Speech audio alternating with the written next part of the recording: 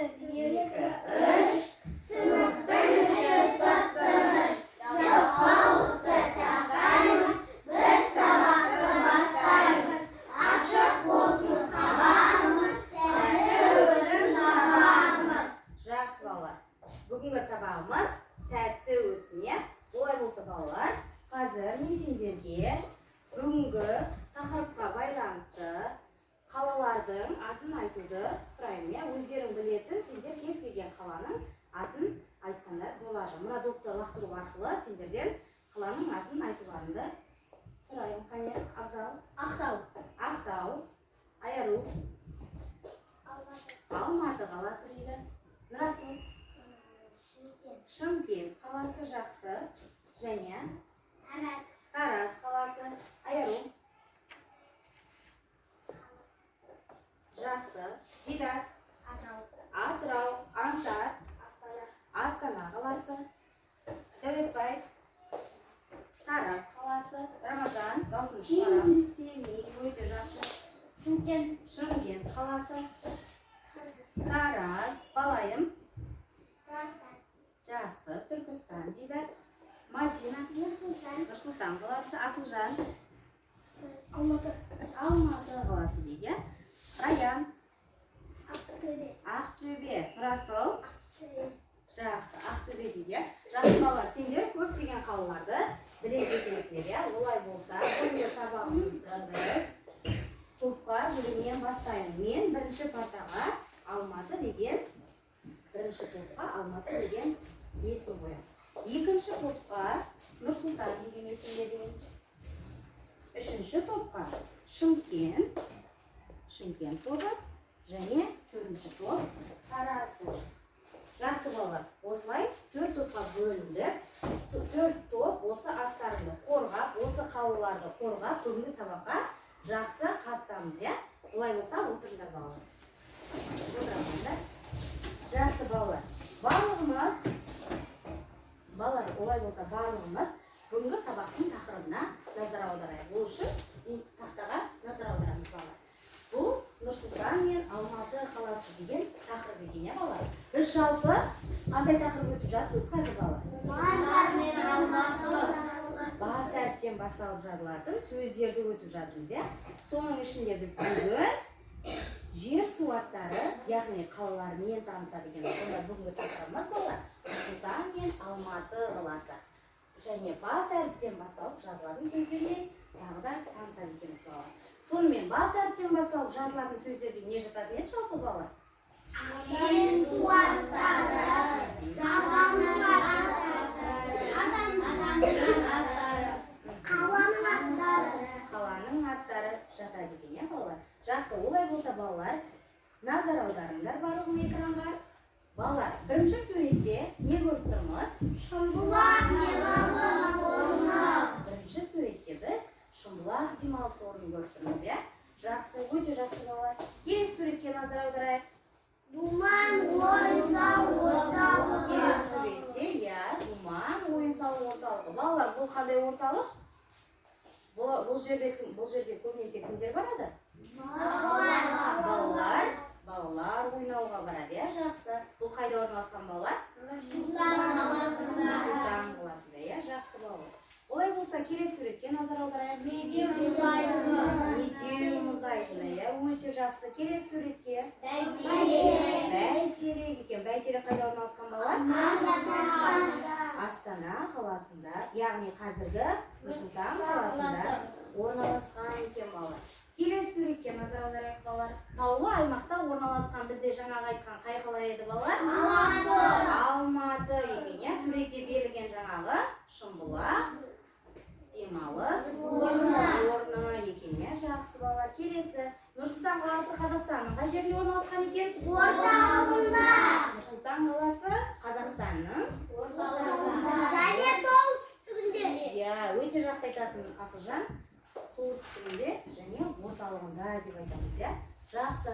Олай болса балалар, Алматының табиғаты балалар Нұрсұлтанға қарағанда қандай болады? Жылы болады, иә. Сендер Алматыға барып көргенсіңдер ме? Нұрсұлтанға ше балалар?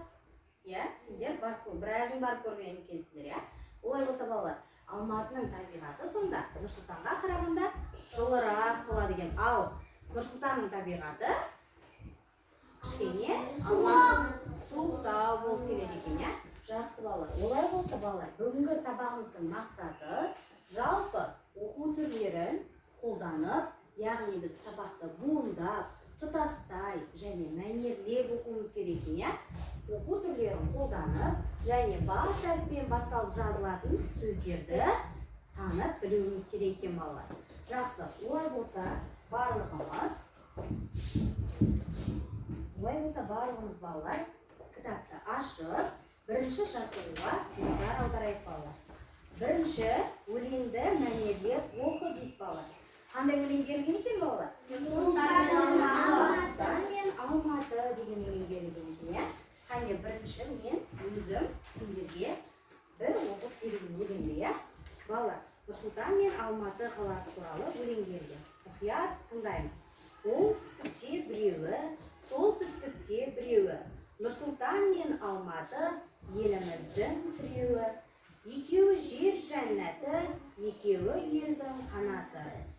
Егіз туған баладай, Нұрсұлтан мен Алматы дейді балалар. Жақсы. Балалар, оңтүстікте біреуі дегеніміз, бұл қайғы оңтүстікте бізде? Оңтүстікте бізде өзімізге жақын Алматы қаласы, ал солтүстікте дегеніміз? Нұрсұлтан. Солтүстікте Нұрсұлтан қаласы, өте жақсы балалар. Және балалар, біздің өлеңде берілген жер жәннаты деген сөзіміздің мағынасы қандай екен?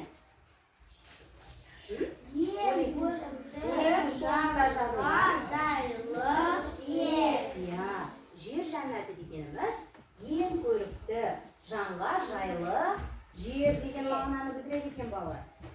Олай болса, балалар, қане барлығымыз өлеңді бірге оқып көрейікші? Бірге, 1, 2, 3, қане. Оңтүстікте біреуі, солтүстікте біреуі. Нұрсұлтан мен Алматы еліміздің тіреуі. Екеуі жер жәннаты, екеуі елдің қанаты. Егіз туған баладай, Нұрсұлтан мен Алматы. Қане балалар, енді жеке оқып көрейік. Бірінші партадан кім оқысы келеді? Бірінші партадан және оқи ғой. Оңтүстікте біреуі, солтүстікте біреуі. Нұрсұлтан мен Алматы екеуі де тіреуі. Екеуі жер жәннаты, екеуі елдің қанаты. Егіз туған баладай, Нұрсұлтан мен Алматы. Жақсы балалар, отырамын. Абзал. Оңтүстікте біреуі, солтүстікте біреуі. Нұрсұлтан мен Алматы еліміздің тіреуі. Екеуі жердің жәннаты, екеуі елдің қанаты. Нұрсұлтан мен Алматы егіз туған баладай, Нұрсұлтан мен Алматы. Нұрсұлтан мен Алматы, жақсы. Келесі Нұрсұлтан тобынан кім оқысы келеді? Нұрсұлтан тобынан кім? Жанаділ. Оңтүстікте біреуі, солтүстікте біреуі. Нұрсұлтан мен Алматы еліміздің тіреуі. Екеуі жер жәннаты, екеуі елдің қанаты. Егіз туған баладай, Нұрсұлтан мен Алматы. Өте жақсы, жақсы отыра ғой. Келесі Ахметжан, оқимыз ба? Оңтүстікте біреуі, солтүстікте біреуі. Нұрсұлтан мен Алматы еліміздің тіреуі. Екеуі жер жәннаты, екеуі қанаты. Егіз туған баладай, Нұрсұлтан мен Алматы. Жақсы, өте жақсы. Келесі Шымкент тобынан кім оқысы келеді? Асылжан. Оңтүстікте біреуі, солтүстікте біреуі. Нұрсұлтан мен Алматы еліміздің тіреуі. Екеуі жер жәннаты, екеуі елдің қанаты. Егіз туған баладай, Нұрсұлтан мен Алматы. Өте жақсы. Келесі Раян. Қазір барлығымыз оқимыз. Оңтүстікте біреуі, солтүстікте біреуі. Нұрсұлтан мен Алматы еліміздің тіреуі. Екеуі жер жәннаты, екеуі елдің қанаты. Егіз туған баладай, Нұрсұлтан мен Алматы. Жақсы, өте жақсы. Келесі Тараз тобынан кім оқысы келеді? Тараз тобынан Айару. оңтүстікте біреуі, солтүстікте біреуі. Әнелеп оқимыз. Нұр-Сұлтан мен Алматы еліміздің күйеуі, екеуі жер жанаты, екеуі ел қанаты, егіз тауған баладай Нұр-Сұлтан мен Алматы. Келесі кім оқығысы келеді? Аңсат. Оқи ғой. Оңтүстікте біреуі, солтүстікте біреуі, Нұр-Сұлтан мен Алматы еліміздің күйеуі, екеуі жер жанаты, екеуі елдің қанаты, егіз туған баладай Нұр-Сұлтан мен Алматы. Жақсы, отыра қойыңыздар. Жақсы балалар. Олай болса, ары қарай тақтаға назар аударайық. Балалар, өлеңнің авторы бізде Серікбай Оспанұлы деген кісі, иә?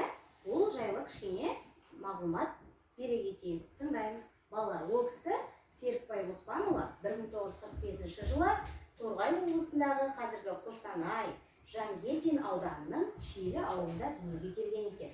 Оның 1967 жылы Жер жүрегі, 1969 жылы Жас керуен атты ұжымдық жинақтарға енген екен өлеңдері.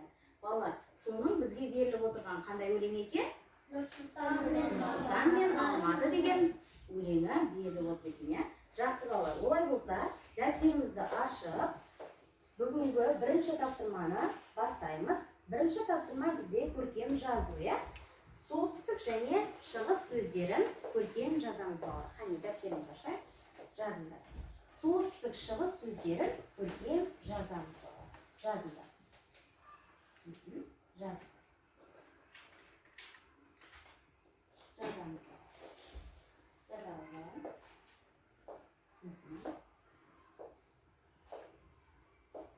Көркем жазамыз. Денеміз тік ұстаймыз балалар. Кішкене әдемі отырамыз.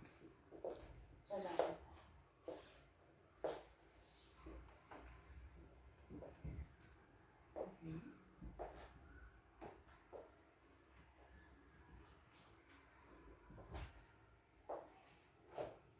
Солтүстік шығыс сөздерін көркем жазамыз.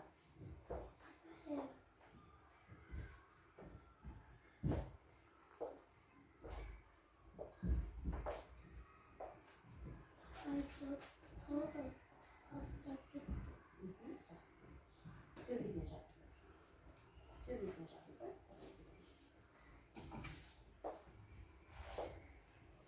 Әдемі, көркем, түзу отан жасаңыз, иә балалар?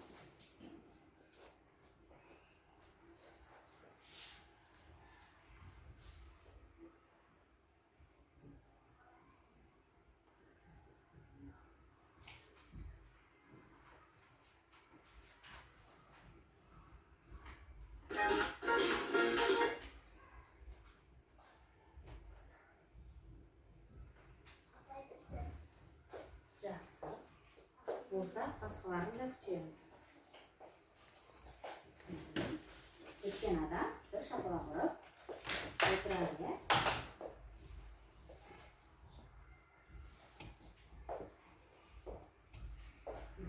Әдемі. Бәрін жазып болмай ма балалар? Иә. Болады.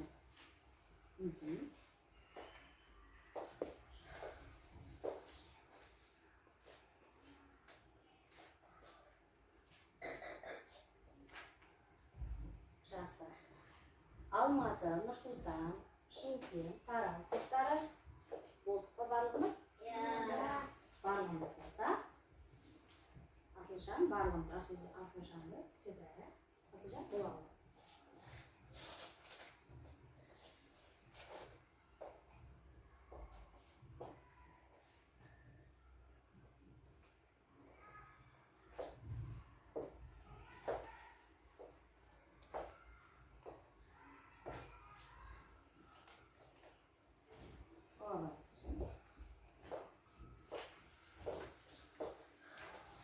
Жақсы балалар, барлығымыз болдық, иә?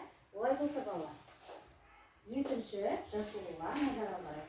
Барлығымыз қараймыз. Екінші жаттығуда балалар, сөйлемдерді оқып, жер су аттарын теріп жаз деген екен бізге. Қане маған екінші жаттығуды кім оқып береді балалар?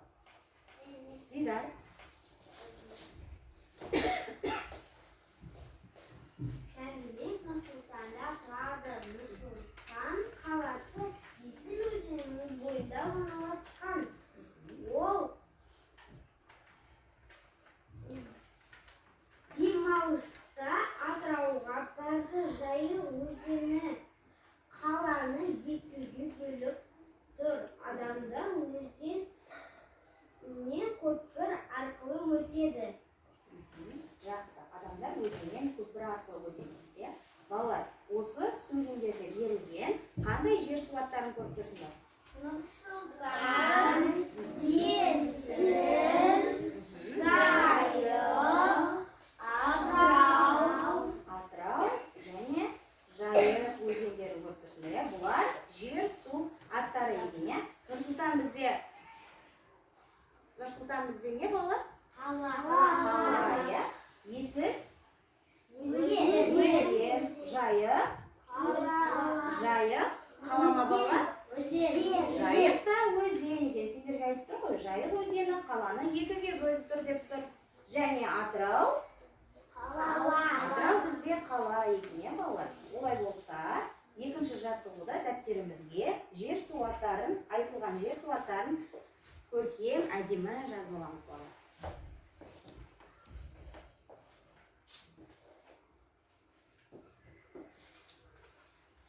Көркем, әдемі жазамыз балалар. Жазалым, әрем. Алайын. Жазамыз. Екінші жаттығу. Жазамыз. Көркем жазамыз балалар. Жасыма.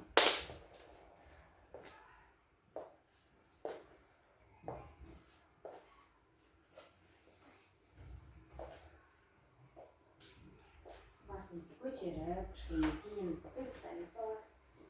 Жазып отырғанда партаға жатып жазуға болмайды. Денелерді кішкене көтеріп. Ал.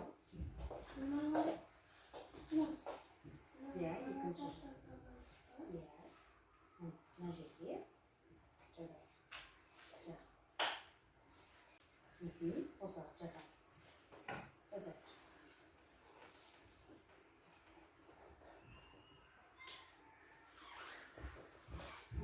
Көркем жазамыз.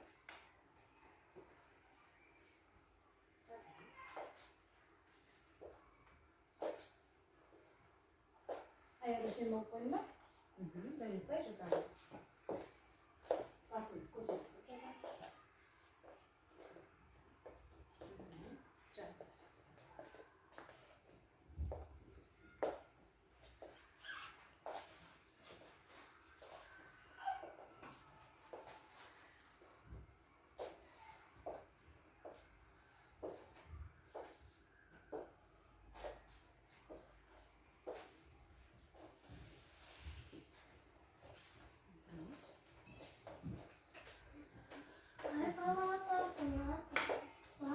Жоқ, Павлодар деген қала жоқ ол жерде.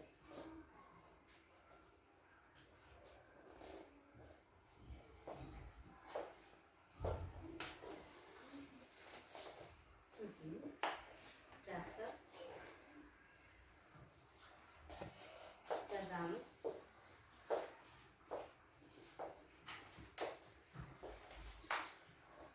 Жақсы. Болып қалды ба балалар?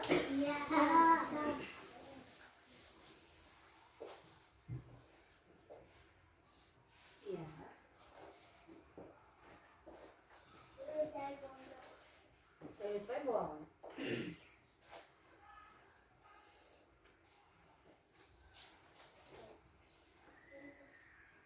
Балалар, болып бағанымыз. Балалар, олай болса, болған болса, орнымыздан тұрып, кішкене бойымызды жазып алайық, балалар. Орнымыздан тұрайық. Рамазан, тұрамыз. Қане балалар, барлығымыз бірге денемізді жазып, жаттығу жасалады. Денелерімізге жазып.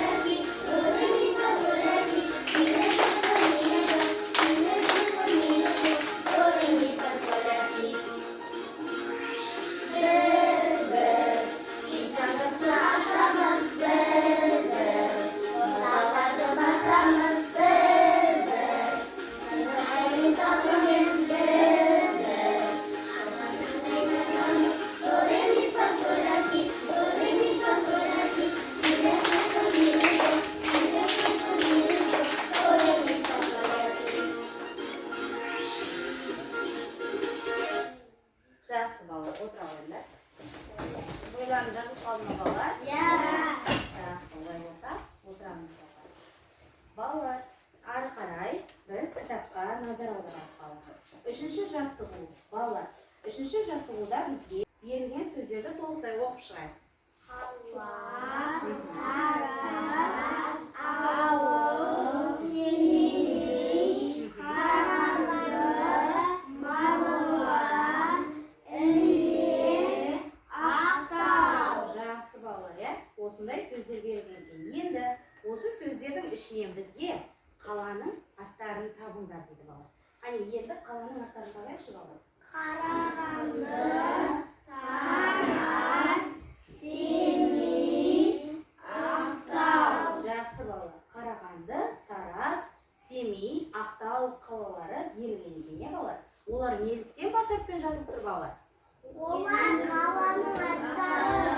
Иә, өйткені олар қаланың аттары болғандықтан бас әріппен жазылып тұр, иә балалар? Жақсы. Олай болса, барлығымыз дәптерімізге назар аударайық. Дәптерімізде үшінші тапсырма берілген балалар. Өзің білетін қала аттарын жаз деген. А, Б, Қ, Ш және Т әріптерінен басталатын қаланың аттарын жаз деген, иә балалар? Олай болса, өздерің білетін қала аттарын жазыңдар балалар. Жазамыз. Алалар, Рамазан. Ручкаңды алып жазамыз. Денемізді тік ұстаймыз. Жазыңдар. Өздерің білетін қазір болғаннан кейін кім қандай қала жазды оқып беретін боласыңдар, иә балалар? Бұл жеке жұмыс, сондықтан ешкімнен көрмей, әркім өзінің білетін қала аттарын жазу керек балалар.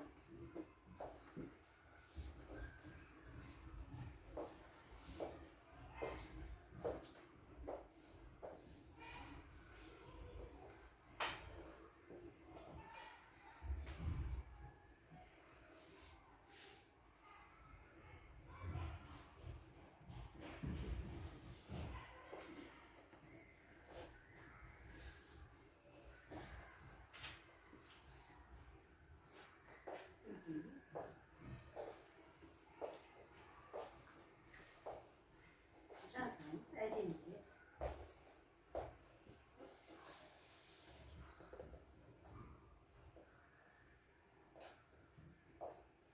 Басымызды көтереміз, денемізді ұстаймыз.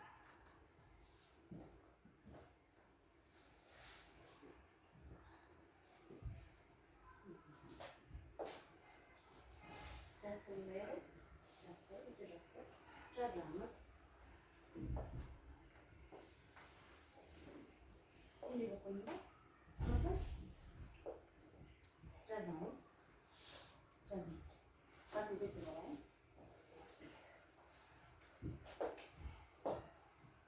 Жазамыз, Рамазан.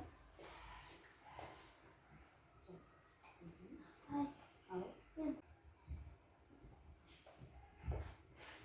Мәдина, сен болдың ба? Жақсы. Жаздым.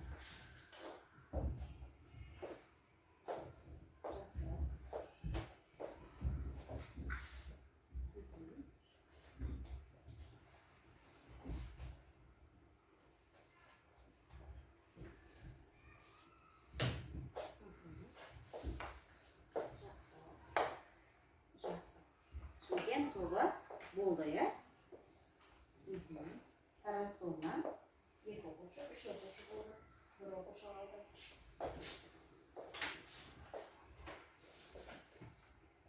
Жақсы. Боламыз. Жаңадан боламыз.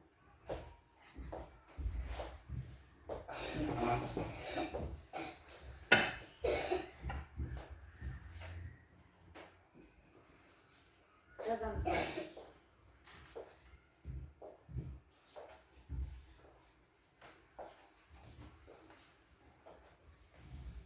Балалар, болып па барлығымыз? Жақсы, олай болса балалар. Бірінші парта бізде Расыл қандай қалаларды жазды? Оқып берші. Қандай қалаларды жазды? Жазған қалаларын оқыды. Алматы, Бурабай, Қарағанды.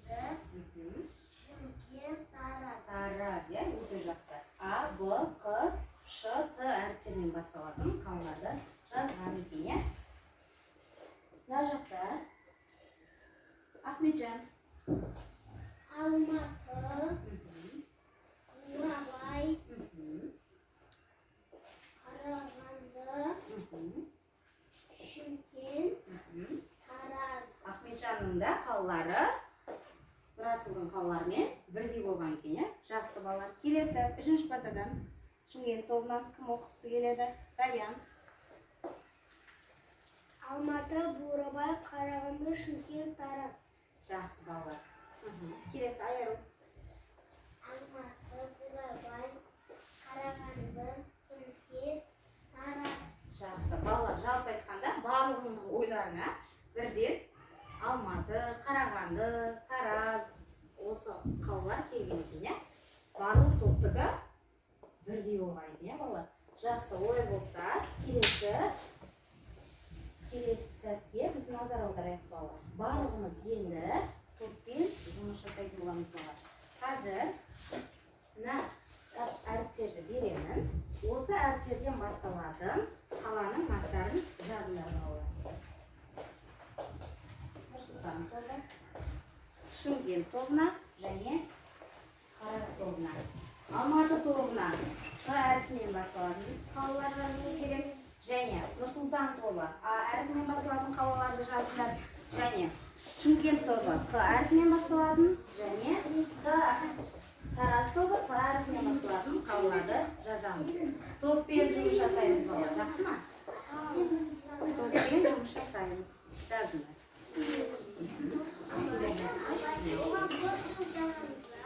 Қаланың аттарын жазамыз. Тек қана қаланың аттарын бір рет жасап жетеді. Тек қана бір рет жазамыз, ол көп жазып жасамау болмайды. Тек қана бір қаланы бір рет жазамыз. Келесі қаланы қараңыз. Жазыңдар. Жазамыз. Балалар, бұл жерде қаланы бір рет жазамыз. Көп рет қайталаудың қажеті жоқ. Бір қаланы бір рет жазамыз.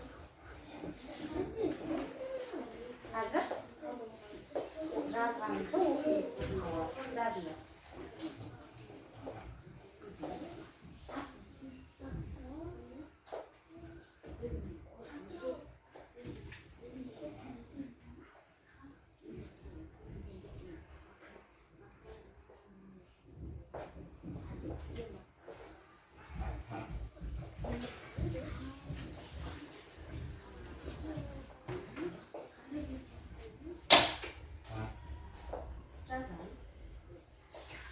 Барлығымыз бірге қатысамыз.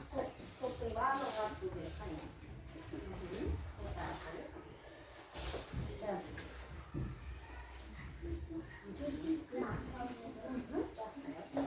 Білетін қалаларымыздың барлығын жазамыз.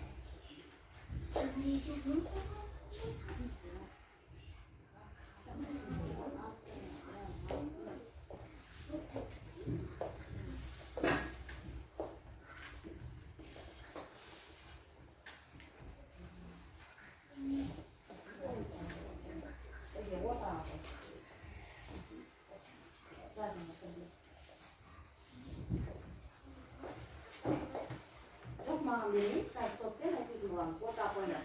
Тағы ойларына кірген, ойларына түсіп қалатын, қазір ойланып түскеннен тағы да жазылып қалады. Жазыңдар. Жылдамдатамыз. Жазыңдар.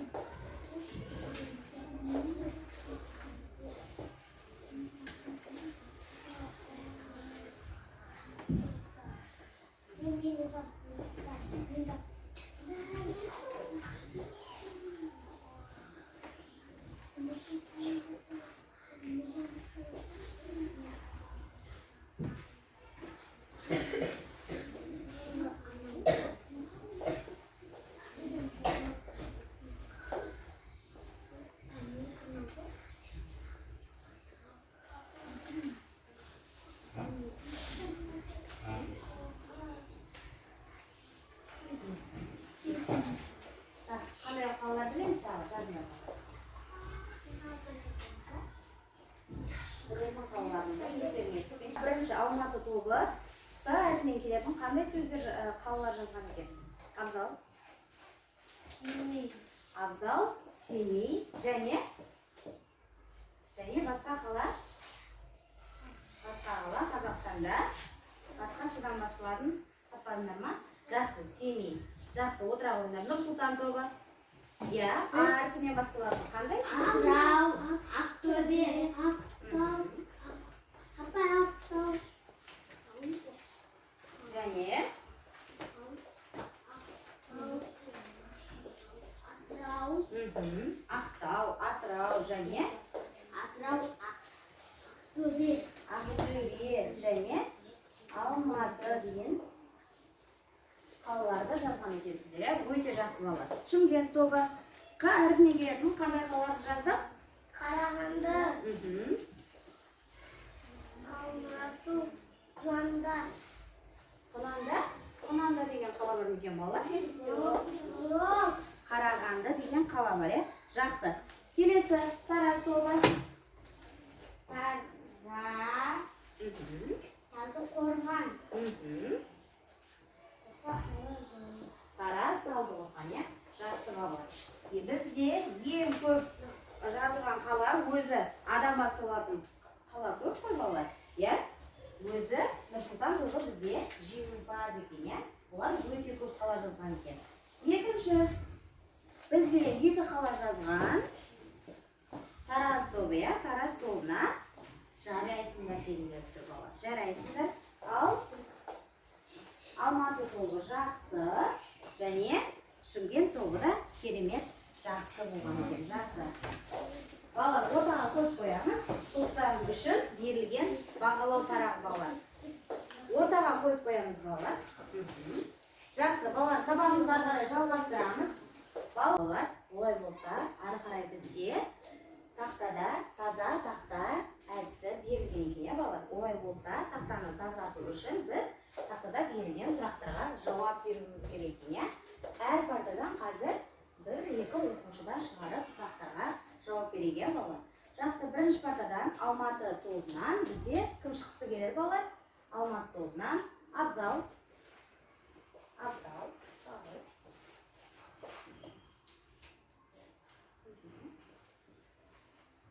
Алматының ауа райы Нұр-Сұлтанға қарағанда қандай болады? Алматының ауа райы Нұр-Сұлтанға қарағанда қандай болады балалар? Жылы. Алматының ауа райы Нұр-Сұлтанға қарағанда жылы болады. Жақсы. Отыра ғой. Отырамыз. Өте жақсы бірінші топ. Екінші сұраққа кім шыққысы келеді? Нұрасыл. Нұрасыл, шағыл.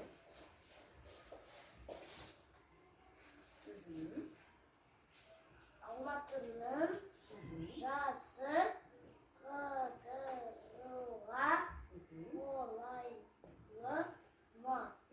Алматының жазы қыдыруға қолайлы ма дейді балалар? Расыл, Алматының жазы қыдыруға қолайлы ма? Алматының ауа райы қандай болады жазы күні?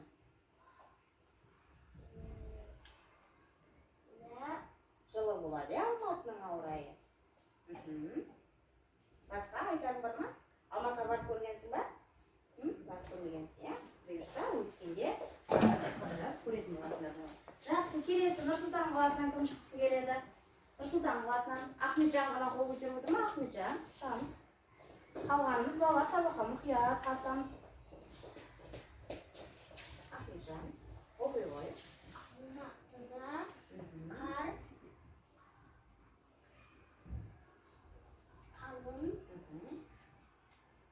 қалың жауа ма дейді.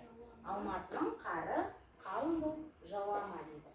Алматыда қар аз жауады. Алматыда қар аз жауады, ал Нұр-Сұлтанда қалай жауады? Көп. Нұр-Сұлтанда кішкене Алматыға қарағанда көбірек жауады екен, е балалар. Жақсы, келесі Шымкент тобынан кім шыққысы келеді? Шымкент тобынан. Асылжан, келе ғой. Асылжан. Алматы қаласы қай аймақта орналасқан?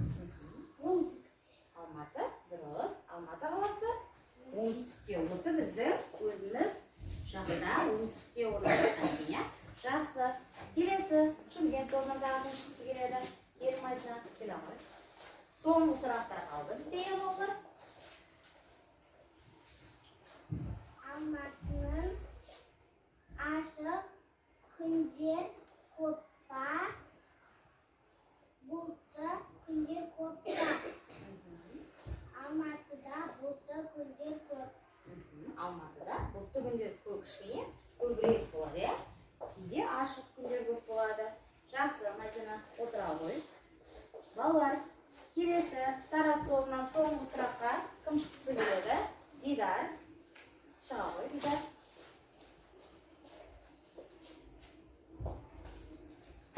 Алматының қысы Нұртанмен салыстырғанда қандай болады? Алматының қысы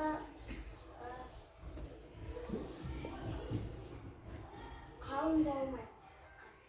Алматының қысы кішкене жақсы жылырақ болады, Нұрсұлтанда қар кішкене қалыңдау жауады. Жақсы, отыра ғой. Жақсы балалар. Олай болса, бүгінгі сабағымызды қорытындылай келе, алдарында тұрған параққа бәйтеректің суретін салуларыңды сұраймын балалар. Барлығымыз қаламызды алып, бәйтеректің суретін салайық балалар. Қала қойыңдар. Әдемі етіп, бәйтеректің суретін салайық балалар. Қазір жазуларымды, бүгінгі сабақтарымды барлығын бағалайтын боламын балалар.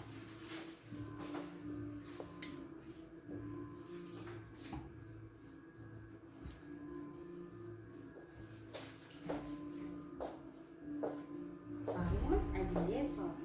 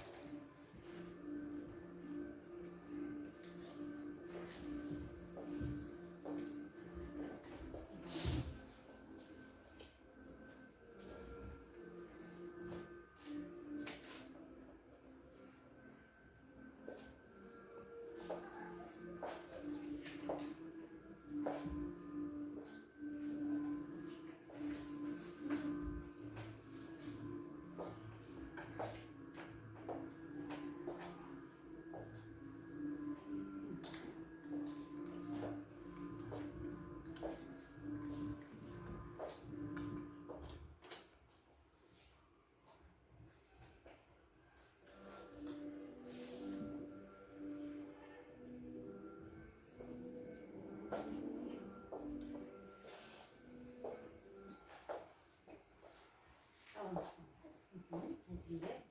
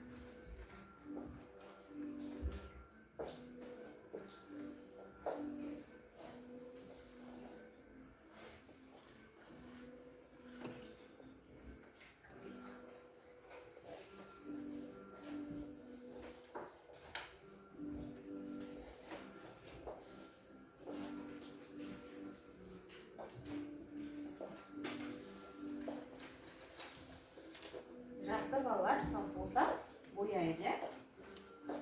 Сау болса кішкене қаламдарымызбен бояйды.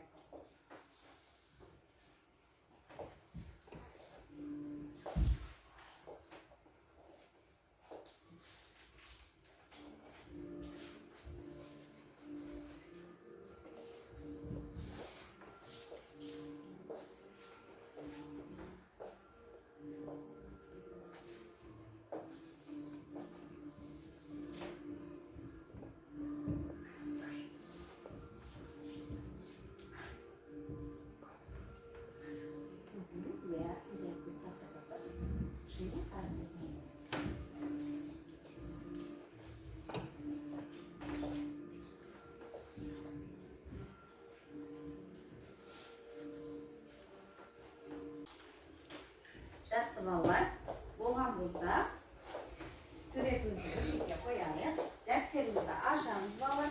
Бүгінгі сабағымыздың жалпы жазуымызды, суретімізді барлығын бағалап шығайық балалар. Жақсы.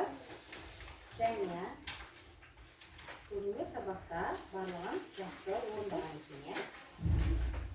Жақсы, жарайсың. Және суретінде жақсы. Келесі Расыл бізде. Расыл да өте жақсы жазған екен. Суреті де жақсы шыққан. Енді де бояу болған екен. Бояу ғана қалған екен. Келесі айыру. Айыру да жақсы жарайсың. Өте жақсы жазды. Суретте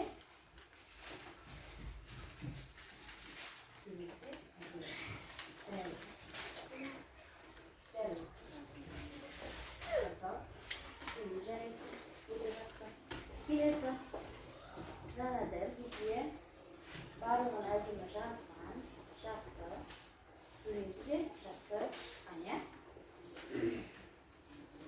Ақылжан.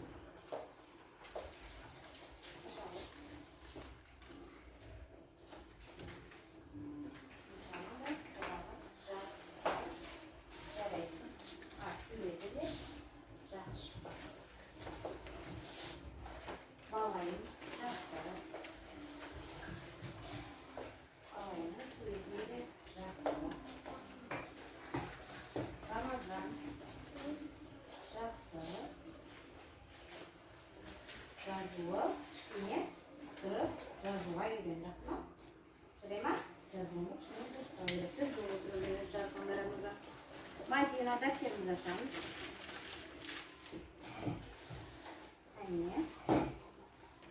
Бүгінгі сабағын жақсы жазған екен. Суреті бояулы. Жақсы. Келесі. Расыл.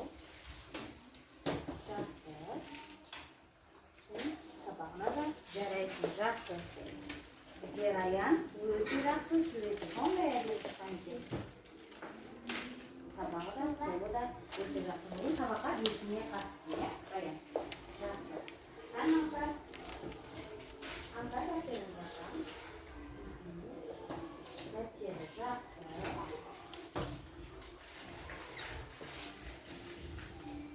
Суретте жақсы шыққан екен. Залипай. Қолымыз дұрыстаймыз. Кішкене жақсы. Суретті қайдырды.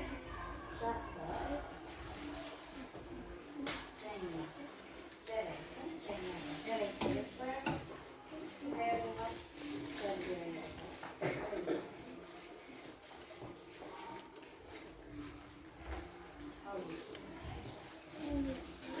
Және суретте жақсы шыққан.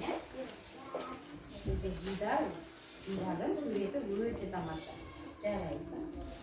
Жазуы да жақсы шыққан екен.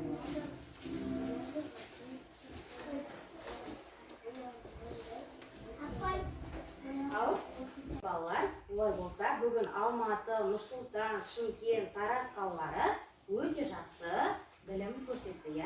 Сабаққа белсене жақсы қатыстыңдар. Бағаларында қойылды. Және балалар, бүгінгі сабақ сендерге өздеріне ұнады ма? Қаншалықты ұнады балалар? Қаншалықты? Өте жақсы ұнады ма? Егер де шынымен жақсы ұнаған болса, бас бармақтарыңды жоғары көтеріңдер. Ал егер орташа ұнаса, төмен түсіріңдер ортаға, ал мүлде ұнамаса, былай көрсетеміз. Қаншалықты ұнады балалар? Өте жақсы, қатты ұнады, жақсы балалар. Олай болса, үйге Нұрсұлтан мен Алматы өлеңін жаттап келеміз. Жақсы ма балалар? Жақсы.